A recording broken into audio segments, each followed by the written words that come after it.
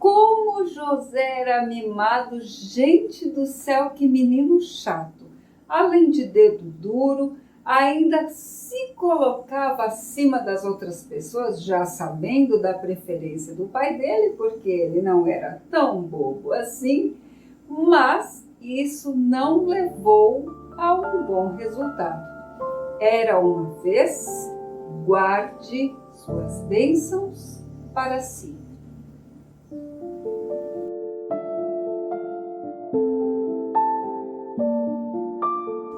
Como nós sabemos, José, filho de Israel, antigo Jacó, era um menino muito mimado. Ele era filho de Raquel, a mulher que ele amava, e Jacó teve José numa idade já um pouco avançada. E José o amava muito, aliás, Jacó o amava muito por ser o filho da sua velhice.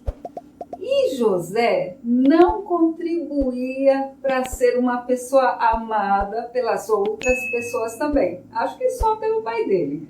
Porque ele era dedo duro, ele era chatinho, ele era muito ingênuo, ele era um menino assim meio bobo, vamos dizer. Mas a bênção de Deus estava sobre ele. Quando José teve o sonho onde os irmãos dele, e inclusive seus pais, se prostrariam diante dele, os irmãos o odiaram ainda mais. O pai dele o repreendeu, mas guardou este sonho no coração. Como José já não era amado, depois disso a coisa ainda piorou para o seu lado. Os irmãos começaram a conspirar contra a vida dele. Como é que poderiam fazer para tirar José ali do caminho? E o pai dele, também não contribuindo, pediu para José ir vigiar os irmãos dele enquanto estavam ali apacentando os rebanhos e trazer notícias de lá. Resumindo, receita do fracasso isso daí. Quando José chegou lá, os irmãos armaram contra ele, como eu disse, só que um deles, o Rúben, falou: gente, não vamos matar o menino, deixa ele aqui numa cova, depois a gente vê o que faz. Enfim, foi a instrução do irmão mais velho.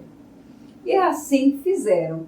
Só que nesse meio tempo passaram alguns midianitas, se não me engano, se não foi isso, vou deixar a correção aqui, e os irmãos venderam José para esse pessoal. E o irmão Rúben, quando voltou e viu que José não estava mais ali, rasgou as suas vestes. Isso era sinal de que estava realmente bastante abatido, bastante triste. Esse era o costume da época. Então eles mataram ali um cabrito e sujaram a túnica de sangue, entregaram para o pai deles e ainda ousaram perguntar: reconhece, esta é a túnica de seu filho? Isso aí, gente, foi uma maldade muito grande que fizeram para o pai deles. Eu acredito que como eles já estavam com ódio de José e também um pouco do pai, porque o pai não disfarçava a sua preferência, quiseram dar essa espetadinha no pai também.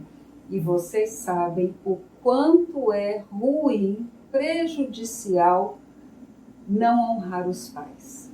Isso é realmente uma coisa que devemos evitar.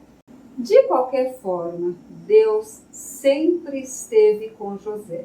Ele tinha as mãos abençoadas. Aonde ele chegava, prosperava. Tudo que ele tocava parecia que virava ouro. E foi assim no local para onde ele foi, a saber, no Egito. E ali ele ficou como um dos principais, o principal na casa do Potifar, que era onde ele estava. E houve aquela questão com a esposa de Potifar, que nós bem lembramos.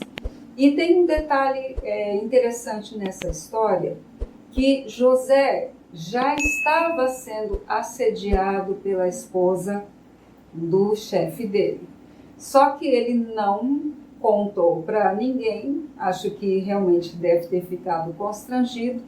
E teve um dia onde não tinha nenhum homem na casa e só ele entrou lá para fazer ali o serviço dele.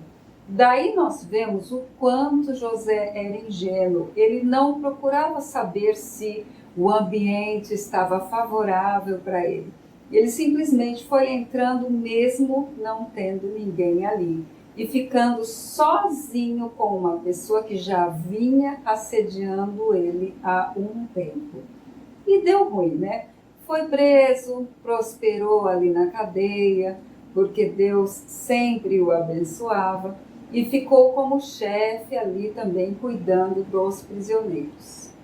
Eu acredito que isso tenha acontecido na vida de José, porque nada acontece se Deus assim não o deseja, justamente para que ele se tornasse um homem, que ele deixasse de ser menino e amadurecesse. A vida sempre traz formas de nós crescermos, de nós entendermos as coisas como elas são. E José vivia num mundo assim muito fantasioso. E tem coisas, fantasioso assim num sentido, ele era um menino, né?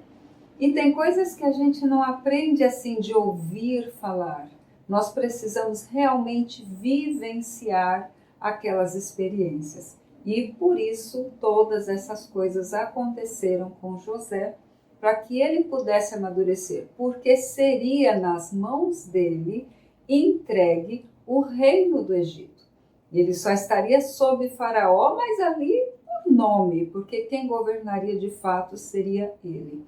E ele precisava ser um homem, precisava ter um caráter transformado para que pudesse fazer essa missão que Deus tinha confiado a ele. Deixa aqui nos comentários o que você pensa sobre as provas que às vezes, quase sempre, né? Deus manda para você, como você reage a elas. Nós sabemos que tudo tem um propósito, uma boa finalidade, mas na hora que estamos vivendo ali não é muito gostoso. Mas compartilha conosco formas que você tem de, apesar de não ser muito bom, se conformar ou aceitar a vontade de Deus, ou realmente você não gosta, não se conforme e pronto. Deixa aqui nos comentários para ampliarmos o diálogo. E realmente, quando nós temos provas, tentações, coisas desagradáveis em nossa vida, nós não gostamos disso. Evidentemente, é muito difícil passar por essas situações. Ainda mais quando a coisa vai se alongando e se estendendo, como foi no caso de José, que ficou muitos anos ali na cadeia. Existem momentos em que passa-se a impressão de que Deus nos esqueceu e não está mais lembrando de nós, das promessas que fez para nós. E às vezes a gente até abre a mão da promessa mesmo, a gente quer nos ver livres daquela situação aflitiva. Mas é sempre bom lembrarmos que nada acontece sem a anuência de Deus. Se algo aconteceu, acontece ou acontecerá em nossas vidas, é porque existe um propósito para isso. Não sei se teria como evitarmos algumas coisas, mas tem como nós passarmos por estes momentos de aflição na companhia de Deus, que é o nosso melhor amigo. E falando em companhia, não existe companhia melhor do que a sua aqui no canal.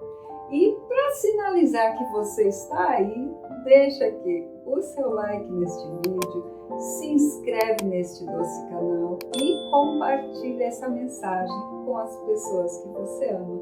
Nós nos vemos na próxima página.